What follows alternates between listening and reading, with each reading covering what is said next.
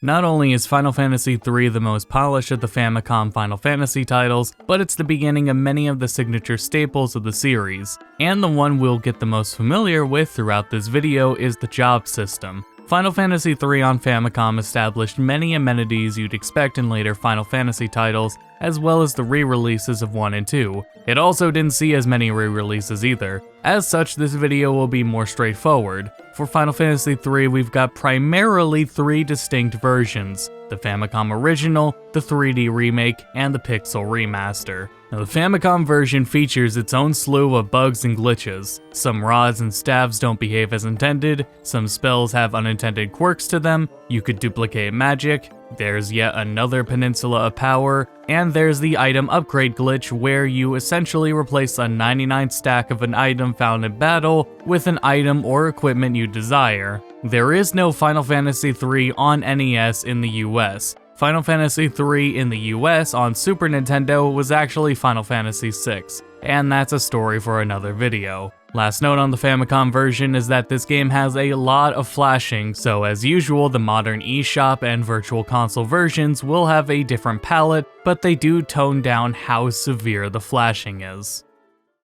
Final Fantasy III on the Nintendo DS is a full-fledged remake of the original game that will later also see release on smartphones, PSP, and on PC. It uses the original game as a framework with additions such as an FMV opening, new commands, new equipment, a new endgame cave with a super boss, a bestiary, and new enemies, including some that went unused in the Famicom original. In the process of adapting Final Fantasy III into 3D, challenge has been notably retained as well. Hell, some folks even hold that the 3D version is harder, which contrasts from how much was adjusted in Final Fantasy I and II in their re-releases. The 4 nameless Onion Knights you start with are replaced with 4 named freelancer protagonists with briefly fleshed out personalities who join your adventure quickly after you've set out from Otherwise, from there, the story follows closely the same, though elements such as transitions, animations, and expanded dialogue do elongate what is otherwise a rather simple game. Gameplay aspects ranging from enemy and player stats, player stat growth, attributes, armor, magic, dungeon layouts to treasure and items, and so on have all been heavily overhauled and rebalanced. Numbers-wise, these are completely different games. A guide for the DS version wouldn't be totally accurate to the Famicom version and vice versa. A prime example to put things into perspective will be the Protect Ring. In the Famicom version, the Protect Ring grants 9 defense, 7 magic defense, which is the highest in the Famicom for an accessory, 15 evasion, and 5% vitality. In the DS version, the same ring has 18 defense, 18 magic defense, and +2 to all stats. And the Protect Ring is an endgame accessory and cannot be bought in any shops. Throughout Final Fantasy III, you obtain jobs at crystals, barring 2 of them. However, the first jobs you obtain in the remake are right after the first boss. Meanwhile, a handful of jobs have been shifted around in when you can obtain them. Most notably, this includes Ninja and Sage, which were powerful optional endgame jobs in the original,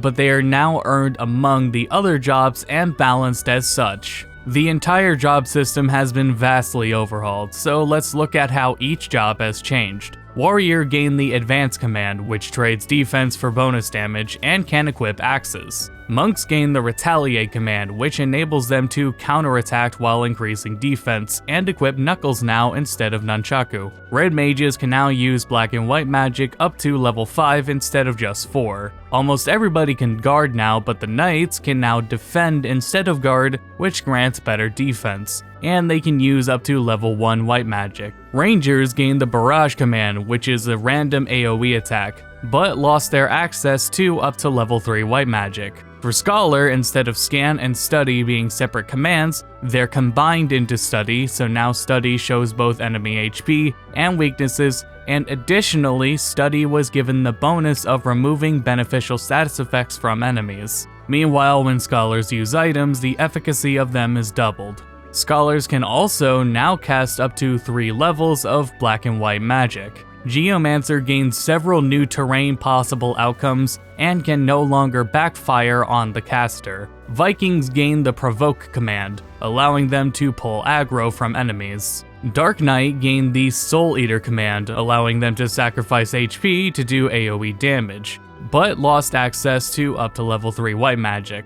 Bard previously had 3 commands: Sing, which would be their only attack, Cheer, which would buff speed and physical strength of the party, and Scare, which would lower the level of foes. Now, Bard only has Sing, but it's a separate command from Attack now. The Sing command lets a Bard play one of 5 songs, depending on the harp that's equipped, which would then grant a different ability. And the song always goes first in battle as well. Ninja, one of the endgame jobs from the Famicom version, was made available earlier in the game now. Because of this, they can't use any weapon they want anymore, and instead they can only use swords, daggers, or katanas. Also, in the original game, ninjas could equip a shuriken as a weapon, but after using it for an attack, they'd be left weaponless. In the 3D version, throw is a new command, allowing ninjas to still utilize shuriken from the inventory without having to equip them each time. Sage, the other endgame unlockable job that's now available earlier, used to be able to use every spell in the game including summons and had a lot of MP, but now they can still use up to level 8 black and white magic, but their summon spells work the same way as evokers do, where the spells do one of multiple possibilities at random. Lastly, you can also now change equipment mid-battle. Now in the original game, you could not swap jobs unless you had the capacity points required, which are gained from battling. In the 3D remake, the capacity points system was dropped in favor of a job adjustment period, where your stats are slightly reduced until a certain number of battles after switching. The important thing about the job system is not only are you encouraged to switch, but sometimes you will actively have to switch jobs to save yourself from stress, to say the least. So these systems are in place to prevent the player from swapping too often or without consideration, as the job adjustment phases stack if you continuously swap jobs. We'll dissect these mechanics a little more during the Pixel Remaster, where both systems are gone entirely. Temporary party members now aid in battle, the run command doesn't reduce defense to 0 anymore, you can auto-sort your inventory, running can be enabled with the shoulder buttons, magic auto retargets like physical attacks do, switching jobs automatically removes equipment, secret passages stay open now, you can sprint in towns and dungeons as well as make sprinting the default movement, bosses can now attack more than once during their turn, and you can only encounter up to 3 enemies at once instead of 9, with stats adjusted to compensate. Treasure and item placements have been overhauled as well, which is a really important component of balance and accommodating for the changes in jobs. Final Fantasy III puts a lot of emphasis on hidden items and finding chests and items throughout locations you visit. Whether you follow a guide or are very careful in looking around, finding all the treasure you can saves you a lot of gil and keeps your party up to date on gear, as well as keeps your party ready to switch jobs if need be, since you'll be picking up equipment for jobs you may not be using at the moment. Subsequently, the game can tip you off as to when you may want to consider swapping jobs by giving you more equipment for them. And again, that's not all done just to necessarily make the game easier or harder, it is simply adjusting the game to the adjustments made to jobs, like a cause and effect kind of deal. The other noteworthy addition to this remake is the Magnet system. This was a mail function that utilized Nintendo Wi-Fi, which is no longer accessible legitimately since 2014. But this system featured unlockables such as the ultimate weapons for each job and the secret Onion Knight job. The Onion Knight here differs from the original starting job in that it can equip any weapon barring those ultimate weapons, as well as use any black or white magic spell. Also, their stats remain low until level 92, where they rapidly spike up to the highest in the game. Additionally, you'll gain access to this area where you can farm extremely powerful enemies for the Onion equipment, as well as fight a new super boss. As far as glitches go, the most notable glitch in the 3D remake on DS is a duplication glitch in battle. There was an attempt to fix this in the PAL DS release, but you can use the touchscreen instead of the A button to do it anyway. There is no item duping in the PSP version at all, but you can duplicate items in a similar method on the PC version.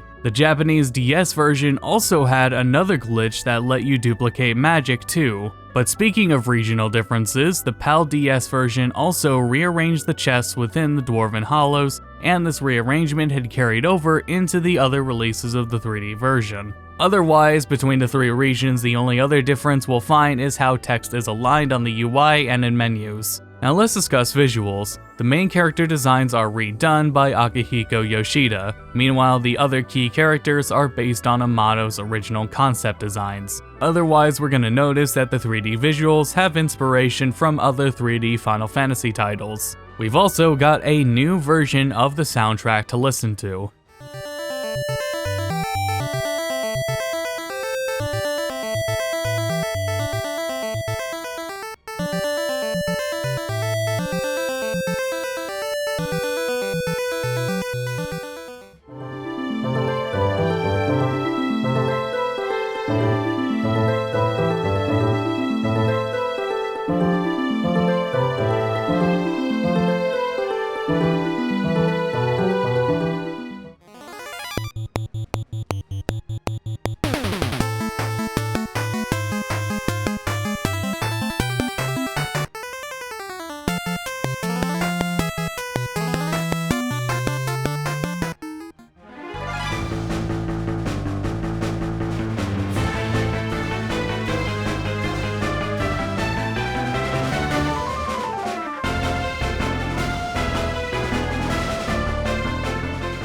Now after releasing on the DS, this 3D version of Final Fantasy III can also be found on smartphones, iOS, Android, and Windows phones. In this version, the magnet mechanic was reworked to function in-game without the use of internet connectivity. Letters now unlock over the course of the game, and sometimes require specific characters to be leading the party. The bestiary is also now accessible on the Invincible. This version had its UI overhauled to compensate for the lack of dual screens, with a safer though plainer font used as well. The DS version didn't make heavy use of the top screen. Most uses of it, such as the opening and cutscenes, were adapted into one view, while things such as the map while traveling as well as the shopping display had to be removed entirely. And the game is entirely played through touch controls as well and was adapted for it. This is also the only version of the 3D remake with analog controls. The later versions go back to using 8-way movement.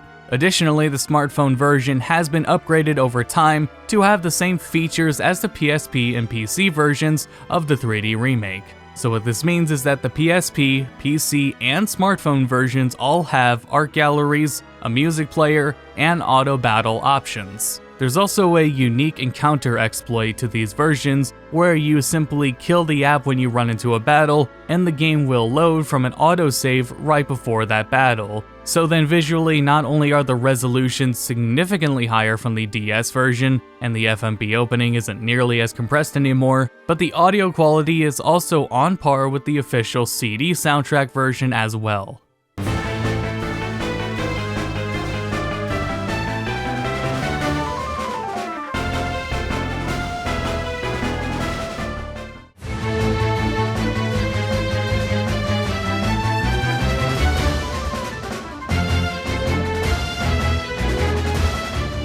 And now the PSP version builds off of the mobile version. Outside of Japan, this version is only available digitally, but the Japanese version still lets you play with the English script in the event you want to import it. Otherwise, the PSP version was visually adjusted as such to accommodate for its one widescreen display, and the UI has been reworked heavily since the PSP doesn't have a touchscreen. While the PSP version did introduce the art gallery, music player, and auto battle option that was later patched into the other versions, the PSP version does have an exclusive feature to swap between the new soundtrack, with the quality on par with the smartphone version, and the Famicom original. And the Steam version builds off the mobile version as well, but like we mentioned, was updated with the features found in the PSP version. Additionally, the Steam version was updated to have ultra-wide support and to have UI similar to the PSP version rather than the mobile version, with an additional window opaque option. And now we can discuss the Final Fantasy III Pixel Remaster. The Pixel Remaster builds off of the Famicom original, though a handful of elements are pulled from the 3D remake, as we'll see. This is of course in addition to the Pixel Remaster's usual bestiary, art gallery, and music players. So again, we're back to starting with the 4 nameless Onion Knights all falling down and picking up their first jobs from the Wind Crystal. We're also greeted with a new opening to the game. The localization is totally brand new, as there was no localization for the game to really work from, given how much the 3D remake changed. And this time, compared to the original, it's no longer specified when your party is speaking who in the party is speaking now. So in terms of gameplay, stats and stat growth of the player, armor stats, stats of enemies and bosses are once again wholly overhauled and heavily rebalanced. Notably among the stat changes, some enemies in the final stretch of the game deal less damage, and rare enemies in the Crystal Tower spawn more often. But yeah, we are looking at 3 distinctly different games just based on the number values. An armor guide for one version, once again, would not be accurate to the other 2 versions. Let's look back at that Protect ring we looked at earlier. Not only does it now sport 18 defense and magic defense, 7 evasion, and 2 to all stats, but it also now has resistance to fire, ice, and lightning. Both the capacity points and job adjustment phases from the prior 2 versions are gone entirely, so there's no penalty for swapping jobs other than that job's separate level. While it can be argued that the job adjustment phases weren't that severe of a penalty, the Pixel Remaster tries to say that these systems were wholly unnecessary, since the level differences and drop in MP on certain jobs are enough reason to not swap without proper foresight. That's of course not to say that being able to freely swap can't lead to some new strategies or ease the challenge in some parts though, but it is more of a significant quality of life upgrade. From the original version, some of the retained gameplay aspects include map, town, and dungeon layouts, the order in which jobs are obtained, bosses only attacking once per turn, and for the most part equipment and treasure, so these elements of balance are retained. What we will find different about treasure now though, for example, is how arrows are now infinite use and no longer need to be constantly restocked. This in turn changes a handful of items you'd previously find that were multiple arrows, and these changes to the items you find help ease the game subtly. From the 3D remake, some of those retained gameplay aspects include the names and naming conventions, inventory sorting, magic auto-retargeting, defense not dropping to 0 when fleeing, being able to sprint albeit not as a default movement option, and secret passages staying opened. Now let's review the job changes as they stand against the Famicom 3D versions. Warrior no longer has the advanced command from 3D, and they can't equip axes anymore. Likewise, Monk no longer has the retaliate command from 3D anymore either, and they go back to using Nunchaku. Red Mage can still use up to level 5 magic like they could in 3D. Knights still have their unique guard from 3D, but no longer have level 1 white magic. Ranger still has the barrage command from 3D, and they still don't have access to level 3 white magic like they did in the original either. Scholar has lost their access to up to level 3 magic that they had in 3D. Also, Study no longer removes beneficial statuses from enemies. On the plus side, Scholar's item lore command now in 3D is called Alchemy and still allows them to double the effectiveness of items. Geomancer's terrain skill functions as it did in the original, except that it still can't backfire and damage them. Viking in Pixel Remaster still retains its provoke command that it was given in 3D. Dark Knights did not regain their access to up to level 3 white magic. Meanwhile, the Soul Eater command was replaced with Blade Blitz, which is an AoE attack that does not consume HP anymore. Black Belts now have a new Kick command, which is an AoE attack.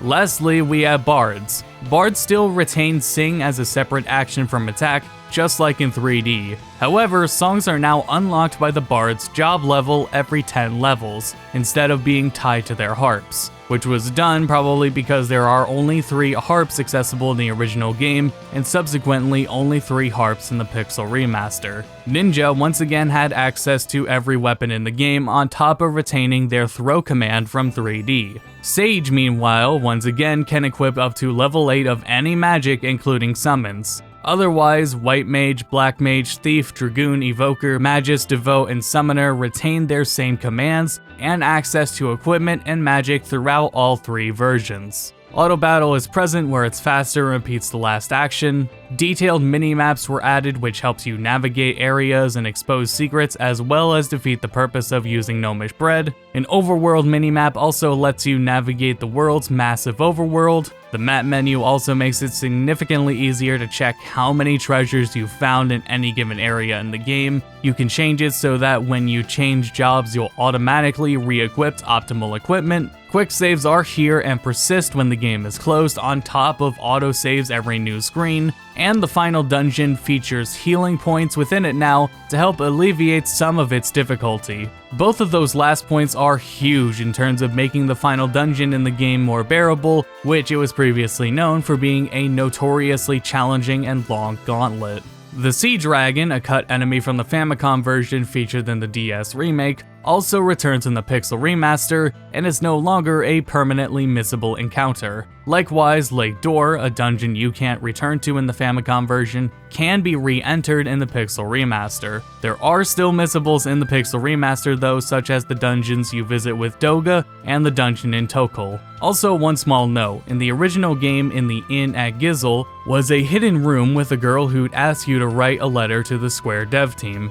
In the 3D version, this was where you had to go to first access the bestiary, but in the Pixel Remaster, the room's gone entirely. The sprite designs have once again been redone by the original designer of the Final Fantasy sprites on the NES and Super Nintendo, Kazuko Shibuya. However, with less references to later versions, a lot of sprites resemble their NES counterparts pretty well. Otherwise, for clarity, invisible paths have some clear tells, and their paths don't look like you're wandering out of bounds anymore. The Pixel Remaster offers a classic filter which simulates the effect of a CRT. It does its job in that when we study dense pixel areas, they do blend and create the illusion of depth, though the filter may come off as too strong at first, especially on larger displays. The Pixel Remaster supports a ton of resolution and aspect ratio options. The font is, again, potentially frustrating for some people to read. For now on PC you can either use a mod or swap the Japanese font's English characters in, but this doesn't work for mobile users and won't work for eventual console releases. Now, as of September 22nd, last month,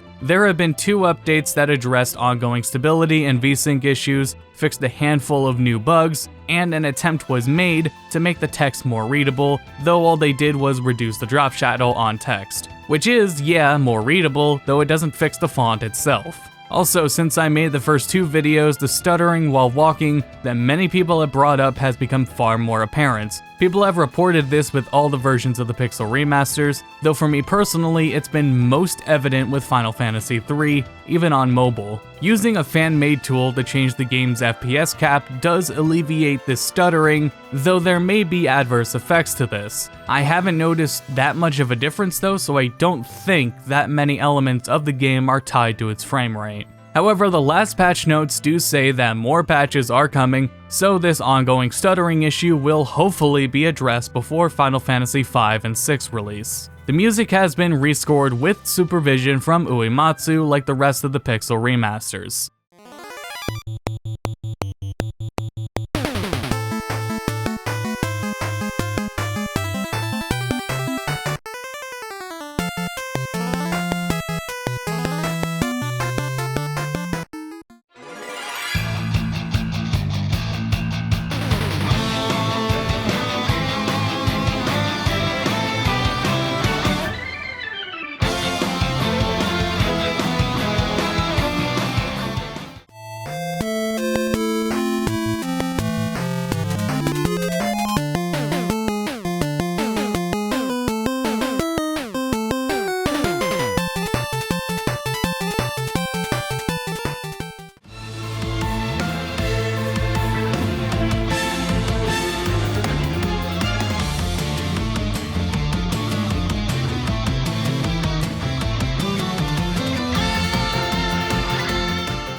Additionally, while under the effect of Mini, you'll hear the themes now adjust for it. Meanwhile, sound effects were lifted from Final Fantasy IV's 3D remake, as well as Final Fantasy V and VI's mobile ports. For those playing on mobile, there's still no controller support. However, there is an additional movement option where you can tap the tile you want to move to, and you'll automatically move to it. However, this movement option is a bit rough when a character is next to a door, and you cannot access hidden areas by tapping them, requiring you to walk through them normally. While the UI for both versions of the Pixel Remaster is larger, the mobile version's UI is different from the PC version. As such, the PC version is designed more traditionally with controllers in mind. Additionally, the bestiary has this interactive map view, and the mobile version's bestiary supports quote-unquote augmented reality battles, though just a heads up, there isn't any tracking to it. Now when it comes to Final Fantasy III, your choice depends whether you want the 2D or 3D experiences and what comes with them. Each version still holds a degree of challenge to them thanks to how each of them adapts the world to their respective changes to each job, though it can be argued the Pixel Remaster is still the easiest version. Outside of its quality of life upgrades, the infamous final dungeon gauntlet was substantially toned down. But like usual with the balance changes in the Pixel Remasters, it's pretty subjective whether the changes go too far or were necessary depending on how you feel about the last part in the game and if it should be as punishing as it was. Outside of that, the 3D version does still have its extra Magnet content with the ultimate weapons and the Onion Knight job, though its endgame bonuses really aren't much to write home about either. Ultimately, there is no wrong way of playing Final Fantasy III so long as you enjoy the experience. And that does it for this video, so thanks for watching, and thank you to the Final Fantasy Wiki and speedrunning communities for their discussion and documentation of info featured in this video. Next up on the list is Final Fantasy IV, but in the meantime you can find me on Patreon if you'd like to support the videos, or find